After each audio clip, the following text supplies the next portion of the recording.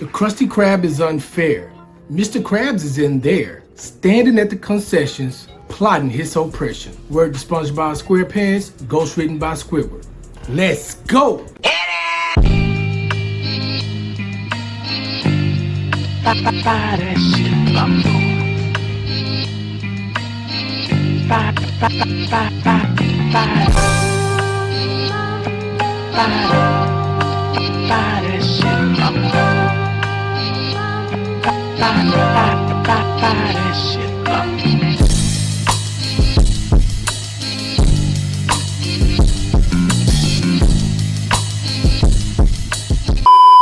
Yo, welcome to a new episode of True Be Talking. I am your host, True, and in this episode, man, I'm gonna talk about a few things, bro. It's been a crazy couple weeks, you know, from the Coldplay scandal to the Epstein files just disappearing in midair. It's a lot of craziness, but you know, right now, I just want to talk about some music. So, man, let's talk about music. A moment in music. The Clipse just dropped their first album in 16 years. Let God Sort 'Em Out. And man, this album is dope, bro. It is fucking hard. If you like dope music, if you like good rap music, if you like niggas getting on the record and actually talking about something, saying shit, and they doing it in a dope ass way, this album is for you. Their old albums are for you. The Clipse is a dope ass duo. They've been really dope for a long ass time. This album is incredible. Pharrell on the production for the whole album. Malice makes his return after 16 years. It's great, man, and they have some great features on it. It's a really good album. My favorite song so far, my favorite joints, Ace Trumpets, of course, which I think that's probably the hardest song on the album. It was the first single. The beat, the hook, the verses, Malice verse. Fire. Please, man. Great, incredible, dope shit. POV. POV is a dope ass song. It's one of my favorites. That boy Tyler, the Creator, did his thing on that shit, bro. He smashed that shit. And then Malice on that beat switch. Nigga. None of, bro, top tier. Top fucking tier. He went crazy on that beat switch. So Far Ahead. I like So Far Ahead. Pharrell getting on his singing shit, man. Some songs when he just singing like his songs with the Clipse where he's singing like that, or with Push. Like he got a song, Pusha T got a song called Sorry Nigga, I'm Trying to Come Home. That shit is hard. It's, bro, if you want to go back and listen to the Clipse old joints, listen to Pusha T joints, like they dope, bro. It's really good music there. Really classic shit, real classic shit. And The Birds Don't Sing is that's my other favorite joint right now, because that's the song that they open up the album with, and they're talking about the death of their parents.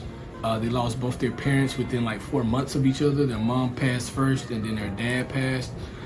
If you've ever listened to Pusha T's My Name Is My Name album, he talked about their divorce or them splitting up on that album. He talks about how, 30 years of marriage and my mama left it. His mom split up, and then on the Birds Don't Sing, she's basically giving him her dying wishes, like, or dying thoughts, like I wish I would have never left your father and stuff like that. So, touching on that, a lot of us have dealt with something in that, like that. I lost my mom when I was 14. Was raised by my grandparents, and since I lost my grandma in 2016, and then my grandfather actually passed away. Was it last year, 24 or 20? I think it was in 23. He passed away. No, it was 24. It was 24. It was last year in 24 because this year is my first time going back home after he passed.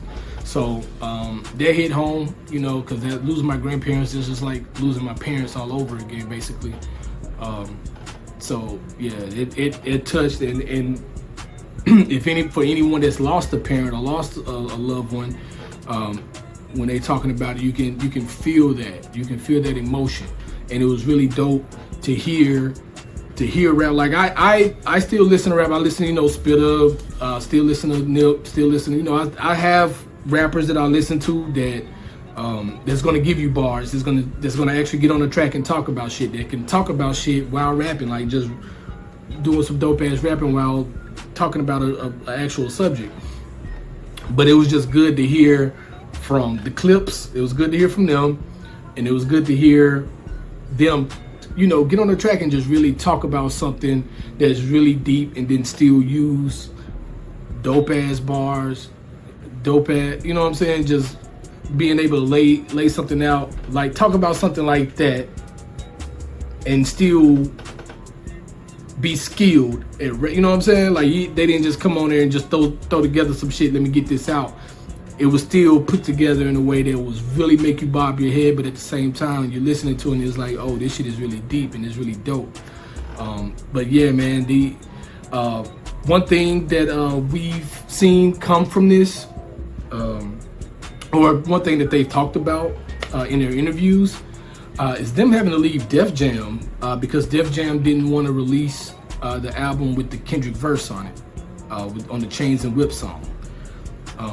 So I think we can say this is the first time the Drake lawsuit has we're seeing it actually affect something. Like this is the first time it's actually touched something, where it's like, okay, this shit is real. Like shit can really be affected by what's going on with that weak ass lawsuit. So yeah, the Clipse end up having to leave Def Jam and sign with Roc Nation because Pusha T was signed to Def Jam. He's been signed to Def Jam for a while, for a long ass time, for years. And because they had that Kendrick verse on there, and I just found this out, Def Jam is under Universal Music Group. They're under the Universal, UMG. So they didn't want, with the lawsuit going on, they didn't want to be on the hook for having a Kendrick Lamar and Pusha T collab, you know what I'm saying, right now. So yeah, they the Drake lawsuit, bro, that's the first. I mean, I don't know how much further it's gonna go, but already we're seeing it move some things. Yeah, man, it's crazy. And then the return of Malice. The return of Malice is so great, bro. I told my homie, I told my bro Mike Caesar, what up, bro? Told my bro Mike Caesar a while back, like, hey, man, Malice was kicking Push ass on them old Clipse albums. He was like, bro, I don't know, man. I think Push was getting. I'm like, hey, man, I'm trying to tell you, bro, Malice that nigga, man. Like, not taking nothing from Push. Taking nothing from Pusha T. Pusha T is dope as fuck, especially when he get on his solo joints. But that should let you know just how dope Malice is. Like when Malice get on, when they do the Clipse records, Push is just dope. He's still tight, but it's like you kind of just sit there and then Malice shines. You know what I'm saying? And I think Malice is a better rapper. I don't know how Malice would be on his own, on his solo joints. Maybe we can get one from him, you know what I'm saying, in the near future. Hopefully, I think that'll be dope to finally hear like a solo project from Malice. But it's really, I think he's the better of those two, and that's saying a lot because Pusha T is fucking dope as shit, bro. Hells yeah. Now, what's on my screen?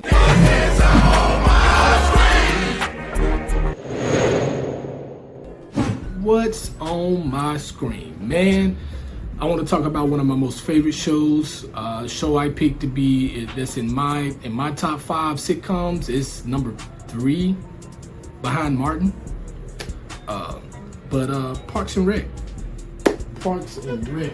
Matter of fact, just see y'all ain't bullshitting. Parks and Rec, man. This show is good as fuck. It's a show about, it follows Leslie Knope. Leslie Knope, she works for the Parks Department of her city's government, and it just follows her through her time and working in the parks and trying to get things done, and then eventually moving on up in the government and becoming, councilwoman and stuff like that. It's just, it's a really good show. The best part about the show, though, are the characters.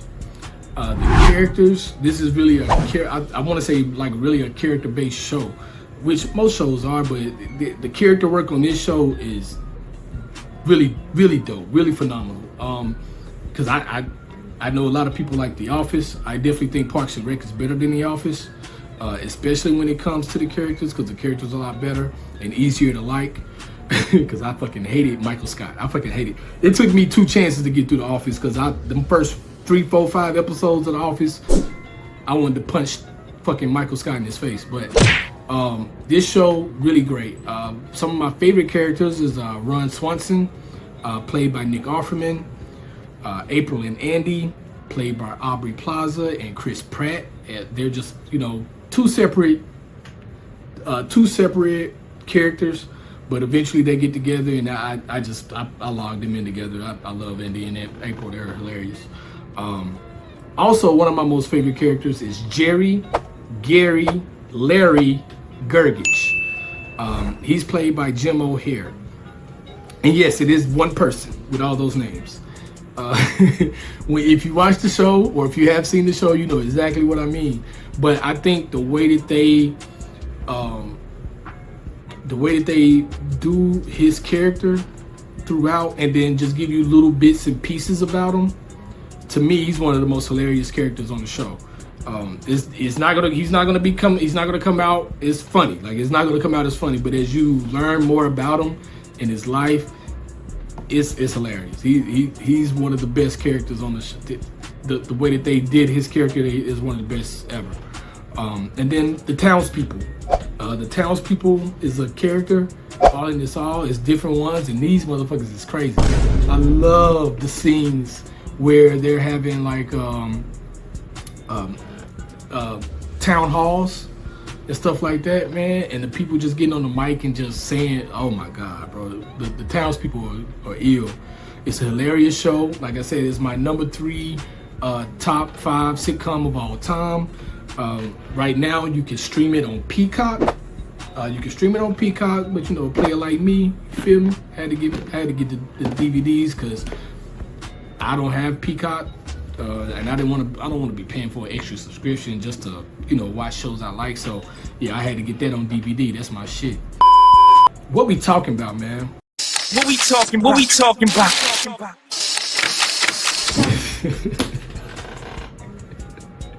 So I want to have a main topic on this episode, man, and what I want to talk about right now is the Coldplay scandal. Yo, this right here is ill, bro. So the CEO of a company called Astronomer was caught on a kiss cam at a Coldplay concert with his head of HR. I'm sure you've seen it. This has been everywhere. It's taken off. The memes have been great. The businesses, companies, everybody's getting into it. They had a kiss cam at the I think a Phillies baseball game, and they had the Philly Fanatic mascot with another mascot, had them hugged up, and then they put the kiss cam on them, and it's been wild, bro. But the one thing I want to talk about on this, man, one thing I want to say about this, bro, is, if you're married, if you're in a relationship, whatever it is, man, take your ass home. You hear me? Take your ass home, please. If you're in a relationship, especially if you're married, or you're married, whatever the case may be, man, take your ass home. Don't cheat, bro. Stop cheating. Just go home. If there's problems in a relationship, there's an issue with your partner, y'all not seeing eye to eye, whatever it is, sit down and talk with that person. Sit down, figure it out. If you can't figure it out, you can't come to a solution, you're both unhappy, hey, just go ahead and end the relationship. You can move on to the next thing without having to step out. And I say that because I know people are gonna be like, well, why? Blah, blah, blah. Okay, so when you cheat on someone, right? When you cheat, first of all, when you get caught, the relationship is pretty much over at that point. There are people that can continue to move on after that, after something like that, forgiveness and all that in the third, but the relationship will never be the same. It'll never be the same because the trust is no longer there. Trust is the foundation of any relationship, whether it be, romantic relationship or friendship, the relationship you have with your kids, with your family, whatever the case may be. Trust is the foundation. So once the trust is broken in a relationship, it is very hard, damn near impossible to repair that relationship. How can I believe anything that you're saying to me or any promises you give me or anything that you say you're going to do if I can't trust you? You know what I'm saying? Once the trust is gone out, that person, it's not going to be the same, whether it's with you or with someone else. That I've dealt with that. You know what I'm saying? I was cheated on in the past in one of my past relationships that ended the relationship. But even to this day, I still have remnants of that. Like I can still catch myself being a little untrustworthy. Just to be honest, a little untrustworthy. Like yo, what's going on? Like my wife, 100% is not gonna cheat on me. She's not gonna go step out, not gonna do anything. I trust her 100% not to do anything, and she hasn't given me any reason to think she would. You know what I'm saying? So, but even with that, sometimes I still have those old feelings, like what the fuck is going on? Like, what is this something that's going on that I should be worried about, or is this like that shit still happens? And I was cheated on back in 2007. Like it's been years ago. So that shit, that feeling, it doesn't go away. It's you still have to work. It's hard to work through, but it still lingers. It still lingers. So you're not only damaging and basically ending your own relationship, you're damaging this person moving forward. You're, in a way, fucking up yourself because you know what you're capable of. And now that you've done somebody wrong, you may be in your mind thinking, hey, maybe it's coming back to me. You know what I'm saying? Maybe it's going to come back, maybe karma, maybe whatever the case may be. So you may even end up, you kind of fucking up yourself in that situation as well. What's funny about the situation though is the CEO trying to blame Coldplay for him getting caught cheating. I beg your pardon? The most ridiculous thing ever, bro. Most ridiculous thing ever. He's trying to blame Coldplay, and I saw something that said he's thinking about suing. Like, my nigga, how you gonna sue? He's in his statement, he said they caught us in a private moment. You silly bitch, you at a fucking concert.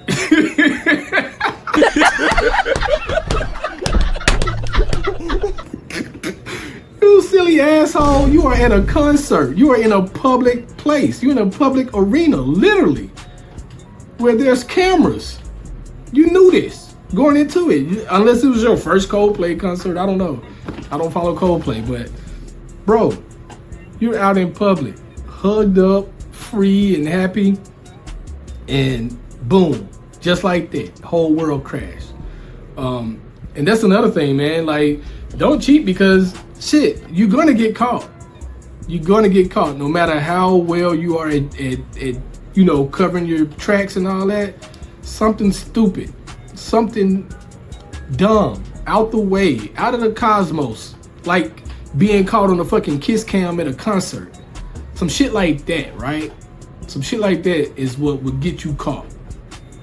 I saw a story. I watch a lot of like ID channel murder investigation shows. I saw this one case where this guy, he didn't commit the murder, but he was the last known person to be with the person before they were murdered. So like he went over to hang out with the lady, they kicked it, whatever, and he left. After he left, someone came in and murdered her. They had to track him down though, because he was the last one to have like phone communication. They went back and looked at her text messages, saw her text messages, saw she was talking to him, went and tracked him down.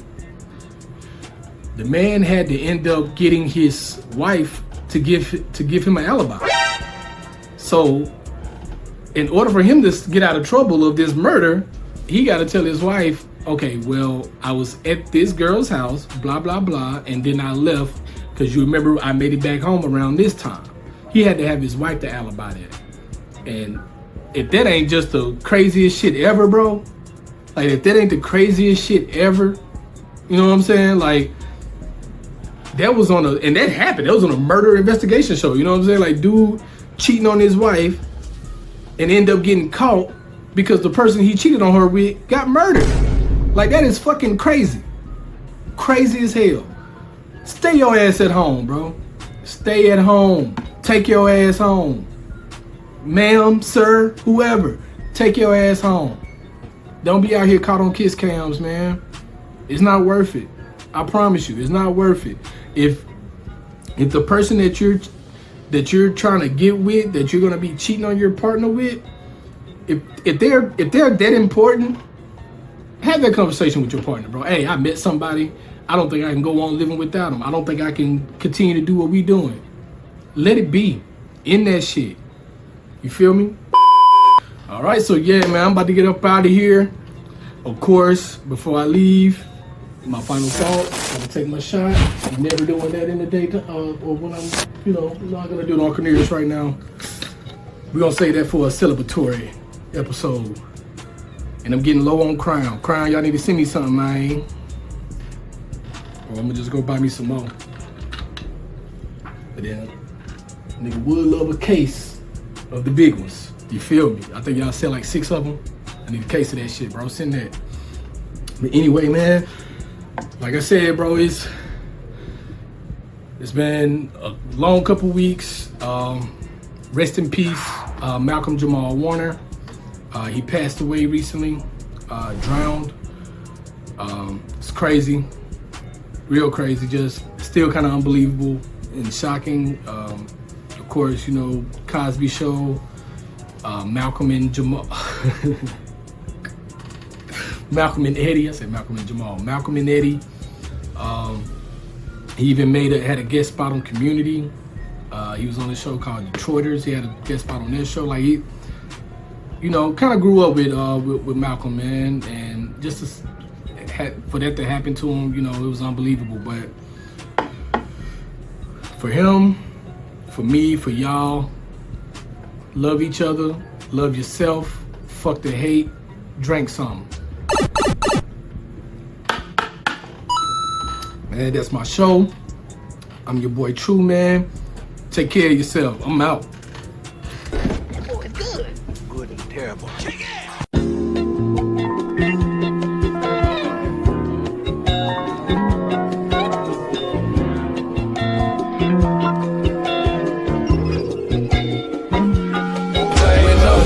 My room, sometimes I stare at the wall, thinking of ways to get paid, man, ain't no feelings involved. I got no bitch on my mind, I got some stress on my chest. Shit, I got bills and some debt, sometimes it's hard to feel blessed. I keep my mind on my goals, and I keep my eyes on the prize. I keep a milk chocolate chick with big tits and thick thighs. One roll on the table, and I got a glass full of Crown. I gave her vodka and gin, now all I drink on is brown.